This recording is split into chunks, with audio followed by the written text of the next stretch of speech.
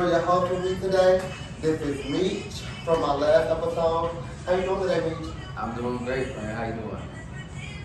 I'm excited I'm about in that. high. Ooh, shit, that is strong. I'm in high spirits today. It's Mother's Day. Happy Mother's Day. Shout out to all the mothers. Yes. Happy Mother's Day to your mother. Happy Mother's Day to my mother. Yes, So, as well.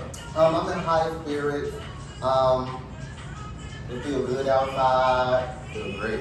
Yeah, so I'm in high spirits. I wanted to have you on again because we got a lot of good reviews from our last episode. I heard. Yeah, we got a lot of good reviews. And it was ranked really well. One of our clips I told you I did like a promo for, like I did a paid promo. So right now that's like the highest video that's sitting up on my TikTok. And on my YouTube, my videos are videos currently my highest video. So I would have you guys on. Okay. I like that. That's Thanks for all. watching. As always, I like to ask my guests, how are you doing mentally? How are you mentally? Today I feel good. Today I feel very mellow, reserved, but I also feel like ready to have a good time, ready for tonight. So yeah, I'm good. How was your week? It's been a good week overall. Some highlights, some low points, but I think it was a good week. I'm happy with the results. I had a really good week. One of my highlights this week was actually the day at your house. So I went to Meech's house Thursday. Meech had a couple of people over. And when I first got there, I want to say it was like maybe like 15 or 20 of us there. Yeah. It was very chill. Whenever I come to your house, I feel like it was like very chill in the beginning. Yeah. And then it was like this full-fledged kickback, and then it was like before I knew I was drunk, and I had to work the next morning. And I just kept on myself, I'm like, I'm gonna leave at 1. Then 1 came, I'm like, I'm gonna leave at 2. And time just kept going. It was like 4 o'clock in the morning. I'm like, okay, bitch, you have to work at And I Ubered home, and I was like, fuck, I was so tired the next day, and I had to work. So yesterday, I just like recovered on all my sleep. Like I went to sleep when I got home, and then I woke up, and then I took a nap. I woke up at 8 o'clock in the morning. Okay. Then I was like working on some of the stuff for the episode. I ended up going back to sleep because Thursday wore me out, but I had a really, really good night. I had a great time too. I didn't even go to bed till like 6:45 because people was just still there lingering around, and then more conversations was happening, and I was like, y'all. Okay. So I just want to do a couple icebreakers before we get in. This game is called This or That. Okay. Okay, so Prince or Michael? Ooh. Wow. Ooh, that's hard. I think it is hard. I like them both for different reasons. I mean, I'm gonna go with Michael. I'm gonna go with Prince. Michael to me is the full everything. This one I'm gonna go with Prince. Michael is the greatest there will ever be. It's no shade. It is. Agreed. And then I feel like the reason why I'm choosing Prince is because Prince is a musician too. Yeah. Like he can play multiple instruments. He writes all of his music. And then the thing is, I think with Michael being the greatest of all time, he was the greatest because of the stuff he was doing at the time. It was very what's the word I'm looking for? Over the top. Like gimmicky. Like nothing was wrong with it, but it was gimmicky. Like bad and thriller. Like it was a play off the media. It was like very skitsy and themed.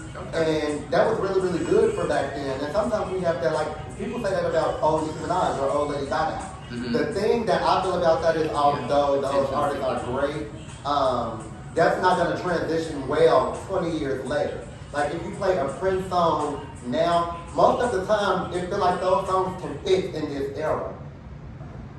It feels like those songs can fit in this era because he's such a musician. And it's like so much emotion and meaning behind those music. Like I still listen to a lot of Prince songs today. And I'm like, this can be played on a dog urban station right now. When I listen to a lot of Michael stuff, I have to listen to it in doses because I just feel like it's gimmicky. It don't be like hitting hard with me, but that's different if I would watch him on a visual. That would still give me up because he's a great performer, he's a great entertainer. But as far as the music sticking and hitting today, I don't know if a lot of Michael's music would stick and hit today. Like if it was released today. I kind of agree. I feel like Mike made the best of the ability that he had. I think because his voice wasn't really a strong vocalist, he needed everything else. Yeah, so Mariah or Whitney? Jesus. Okay, so this is even harder because it's another entertainer versus vocal musician type of conversation for me. It's hard because I think the catalog is so on par, but because Mariah has outlived, she has taken it. Some of my favorite things came post Whitney living, possibly, I think. So that's hard. That's hard. For me now, I can't even. for me, I have my answer is both, and this is why my answer is both. If I respond, they gonna think I'm something like Tamar. Now my answer is both, and this is why my answer is both. To me, Whitney is the greatest vocalist of all time. To me, the power is unmatched.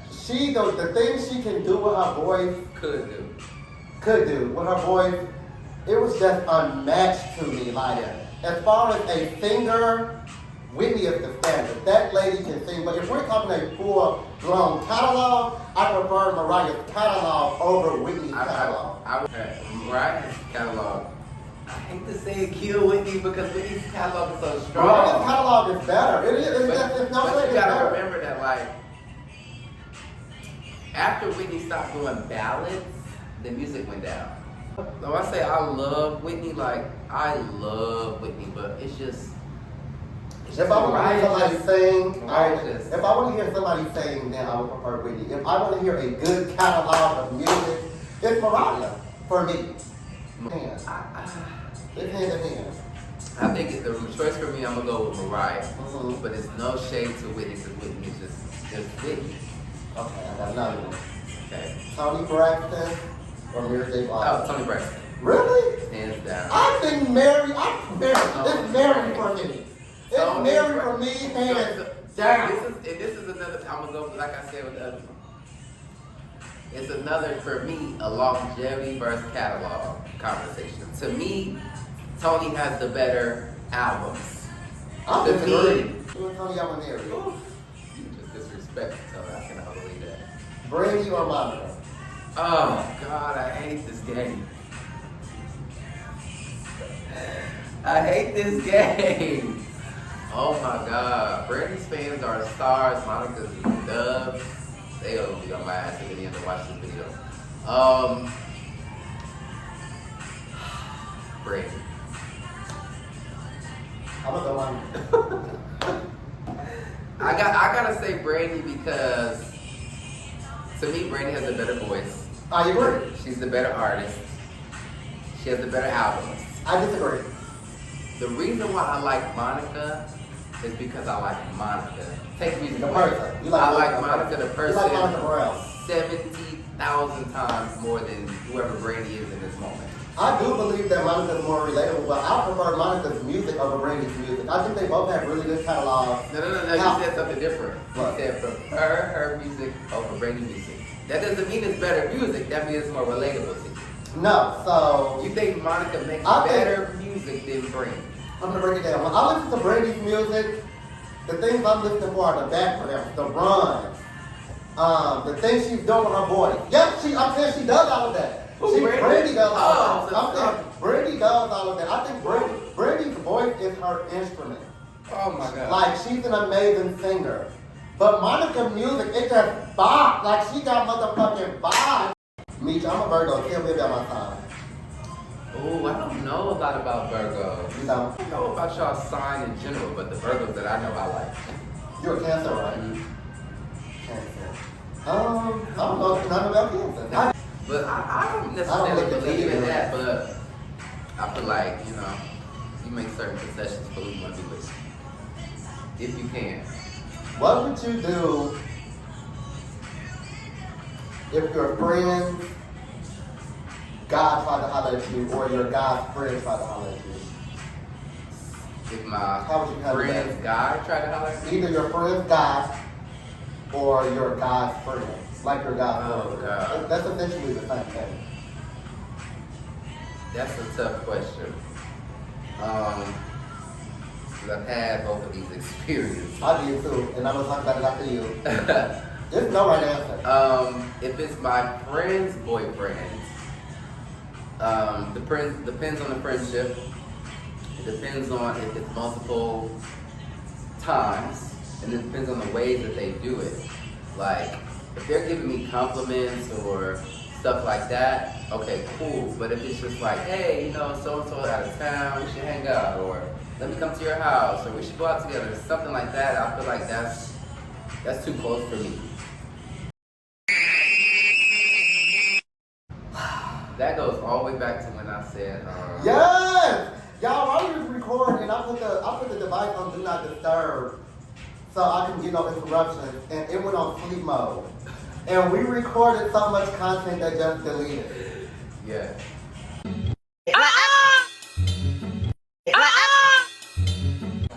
Damn! That was a good video. That was a really good video. We was talking about some shit. Because that topic. No, but we can get into, you said. We don't have to agree to disagree on that. We can also get into, because I said that you would leave your I man. would leave my man for my friend. I don't understand why that would ever be a thing. How did that even come to fruition? Okay, so, for an example, when I was dating Chocolate, he didn't like Corey. Okay. You said the name on the video? Yeah. Corey never had any issues with Chocolate. Like, he was premeditated on something that Chocolate had in his mind that he was 100% wrong about. Okay. But from this small instance, he always just had this strong dislike for Corey. And one day I asked him, like, where did this dislike come from? And he told me what it was. And once he told me, it had nothing to do with Corey. Mm-hmm. It was all me.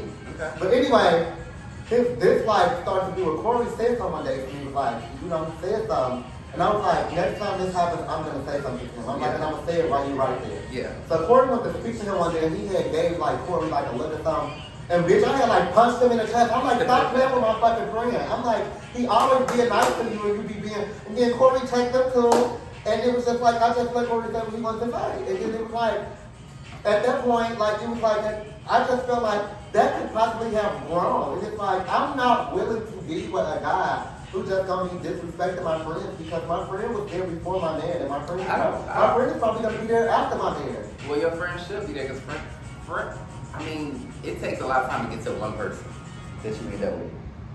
You should end up with a lot of friends, even if they're not your best friend. Yeah, friends could come back, leave, come back. Niggas normally don't do that.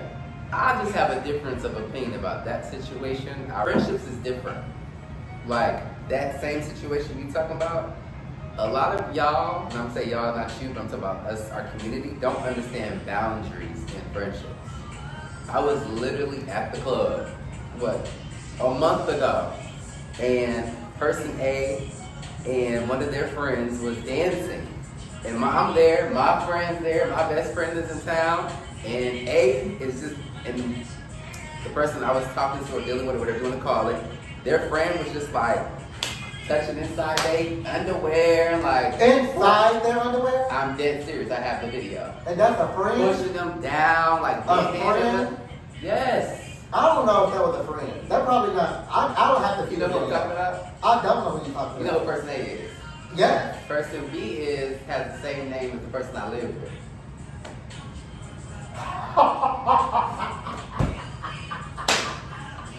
You are a liar. And I brought it up the next day. You are a fucking liar. I brought it up. I don't believe you. I brought it up. I had the video. I sent person A the video and I said, this is disrespectful. And that person told me they took called. We had a inside his underwear, inside his pants. Both. Because one is different from the other. First of all, they're both disrespectful. One is just more disrespectful. And I said, you think one is disrespectful or disrespectful on your face? Because friends do that. But it's disrespectful if you're dating someone. If you're single, that's fine. But if you are actually dating someone, pursuing someone in an entanglement, relationship, whatever, that is disrespectful to that other person. And y'all don't get that here. I am still taking aback from what you just said. You know, I love interviewing you. So that caused the thing. I was not letting that shit go. I said, no, this is wrong. And I said, next time I see that person, I'm gonna let them know. Like, that's crossing the, twerk on each other, have a good time, but doing all of this and doing, that's extra. The only reason it would ever be a problem is because boundaries are being crossed. I got opinions on that situation, but I gotta say off camera. Okay. The teacher with the students in the break here, how do you feel about that? Oh God, this is a thing. Cause I was getting killed on the shade room for this. I had like You was commenting on the shade room? I commented one thing and I got and like, they would I got like 14,000 likes.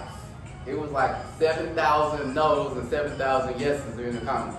My personal opinion is another thing about boundaries. We are in a workplace environment. If you trying to bond with your kids, bond with them, play some music, let them hang with each other. But female kids should never be in a grown man's presence within his square footage. I didn't think it was sexual. I didn't think it was sexual. Because that's just workplace respect. Even in his own code of conduct, it told him things that it was not to be done. How do we know that's in his code of conduct? Because it was posted. It was? It was posted by the school. I didn't see that. Where was that posted? It was on Twitter. I saw it on Twitter. I've never seen it. I copied it. As much pictures as I done seen and I stories copied it that and came put it on out, my I've story. never seen it. Yeah. I've just seen them doing his nails and everything. Yeah, and I like I said, I didn't think it was weird. I didn't think it was strange. I didn't think it was sexual. I didn't think it was spreading on black girls. All the stuff that people are saying, that extra, I didn't think it was that. I just think there's a time and place for everything. And if you're going to do something like that, don't put it on social media. Especially us black people, we have to be more smart about our business. One white person called at school and tell she's going to the school board, and that's all it takes to lose his job. So it wasn't He lost his job. That's what I'm saying. So how do you feel about all of the women that are coming out with girl children doing the same thing? It's still boundaries. It's still wrong. I don't think their intent. It's a conversation between intent and impact. Mm-hmm. You can mean not to hurt. You can mean not to hit somebody with your car, but you actually did. They still went to the hospital. So that's what I'm saying. It's a conversation about intent versus impact. He probably had a great. I've seen other videos. To kill that person. Like he had other. I seen the nail video. I seen other videos they was playing songs. He has great, but like everything is not for social media. Social media is not where you go to blossom in that kind of sense. Especially black people. Unfortunately, we are on the other side of a lot of things. You cannot put yourself out there to where your job is in the hands of somebody else. Now I got a problematic question. Can a person truly be a top if they have never bottomed? Yes. So How do you know you're a top if you never bottomed? That's the whole point. You don't want to try. But if you try, what if you tried and you liked it? Then they would make a decision at that time if they continue. But you gotta try it. No, you don't. You don't have to. That's why you can't be no top if you ain't never bottomed. I don't want to. I don't have to be a murderer to know either. That's different. What? Uh-huh. I don't have to do something to experience it. I just know I don't want to do it. I don't want to kill nobody. That's different. That is so different. It's not. That's different. It's I don't want to do something. Murdering somebody that's so different. I'm just saying I don't want to murder somebody, so I don't want to be a murderer. I don't want to take dick, so I'm not about it. Or whatever. Like it's not. But I feel like you just trying to convince everybody to get on the Verse agenda. No, I'm not. Because No, I'm not. No, because the yes, thing, you no, are. I'm not. Let me tell you, because the thing I thought about is I wasn't always birthed. I started out as a bottom. Okay. And I used to always say I didn't want to be birthed because I used to always say I didn't want to be birthed because I didn't want to top nobody. I just didn't think that was something I ever would want to do. I just didn't see that. Like to me, I was just like, I'm happy being a bottom. I want to be a bottom. I didn't used to even like people sucking my dick. Yeah. I just wanted to be a bottom, but then I topped somebody. It's the thing. Our community is very emotionally attached to positions. As far as public knowledge, embarrassment, and like putting labels on things, there is a lot. I think that's more of a top thing than a versus bottom thing. There's a lot of people I know that are tops because they don't want to be known as bottoms. If that makes sense. There's a lot of people that are tops, not because they are attracted to bottoms, but because they don't want to be labeled as one. There's a lot of people that are verse because they feel like I gotta balance out my manhood. I can't just take dick. I gotta give dick too to balance out my manhood. And so them, I say thank you. And I say, whatever makes you happy is what you should do. It should not be based upon the judgment that's gonna come, the validation that's gonna come, or the prosecution that's gonna come. Whatever it is that you feel comfortable with, you should be confident in. Are you true? So that's how I feel about that. Queen Naja and Clarence, how do you feel about it? I think that women should stop forcing men to propose to them, or stop putting pressure on them to propose to them. There's two different things. There's two different things at hand now. I, as a man, you as a man, whoever, I can know that you who I'm supposed to be with, but I may not feel that I am in a position to where I'm ready to marry you today. 10 years? Still, it don't matter. Bye. The thing is, Bye. I'll say this. I'll tell you, my relationship advice to everybody's the same. Find somebody who is on the same timeline as you. And when y'all ain't on the same timeline, if you wait for 10, they've been together for 10 years, lived together for 4. She wants it. So let's just remember, they've been together 10 years, they're not married. She never made it a non-negotiable.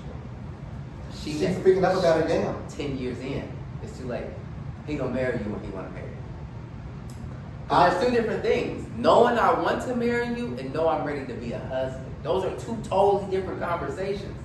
I know you're the one, but I know I'm still not financially secure, credit not secure, not ready to buy a house, I'm not ready to get a kid yet. But I fuck with you, I love you. You asking me to marry you don't mean we get married tomorrow.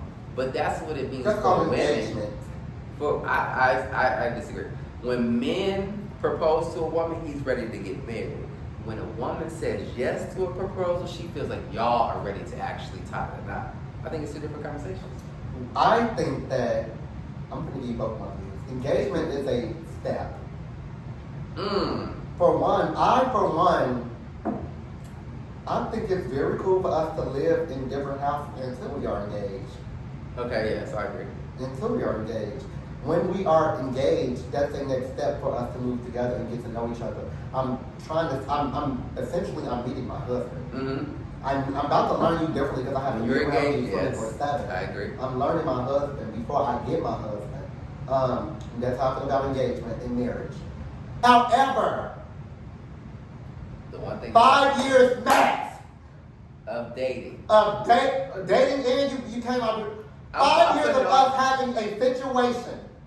Dating 5 years from the time that we say we like each other. 5 years from the time we start to the 5th year. Now let's just If there is no proposal, I'm remember, leaving you. let's just remember 5 years at 35 is different from 5 years at 25. I agree. Because I'm about to be 30. That's So 5 years if I different from 21. got with you at 21 to 25, then I'm not ready at 25. Correct. I was not ready Even at though there's 25. some people that still get married then because they White want to people. be there. But I wasn't ready. I would not have been ready for a guy to give him my whole life at 25. My whole phase that starts I was 27. For me it's a nice to do. It's not a must have. Demetrius, go to hell. I'm just saying that's for me. You think I'm a hopeless romantic. On that part of it, I don't know. I have to be married to you. I'm not going to be with you for 20 years and we not be married. I'm just not one of those type of people. Do you think that homosexuality is a choice? Yes. Elaborate to me, because you Yes. are a homosexual man. Yes. You chose to be homosexual? Do you feel like that? No. To me, the word choice means continuation. It doesn't mean what you were born as. So let me make sure I don't. So you do think you were born gay? I do think that I was born where it was up to me what I wanted to be. You should not make no sense. I know a lot of straight men who are with women to this day because they couldn't handle anybody knowing that they was gay. They not straight at all. Don't like women, don't like pussy, don't like kids. They're living that because they have chosen that the upside of life was better than living in their truth, which could be more troublesome to You them. ain't that. That's what I'm I saying. never thought about it from their perspective. That's what I'm saying. But you ain't that. So when I say it's a choice, you can know you're gay, but am I living as a gay person?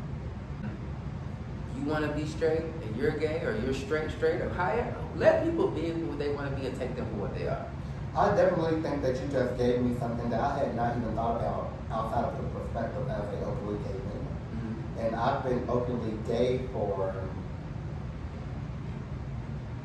25 years? no, bitch. I've been openly gay for half of my life. Half. Half. More than half. 3/4. More than half. I've been gay for more than half of my life, so I don't think I've ever thought of it out of the perspective of a gay man. And it's probably hard for me to think of it because I don't have the life of an average gay person. Mm-hmm. All I know is being gay. Yeah. Like all I know is being gay. That's your norm. That's my norm. And that's how I walk in the room. So I think you've educated me. And yeah. So I had a lot of rebuttals. I was ready to argue with you, but I can't even because of the way that you just, yeah. Well, there you have it, people. This was another installment of Pep Talk with your host, Pepper Braxton, and my co-host today, Meech. Meech, tell the people where they can find you. Yeah, you can follow me on Instagram at @1king_Meech. I think Facebook, Meech Jefferson. Okay? Thank you for watching. Love y'all.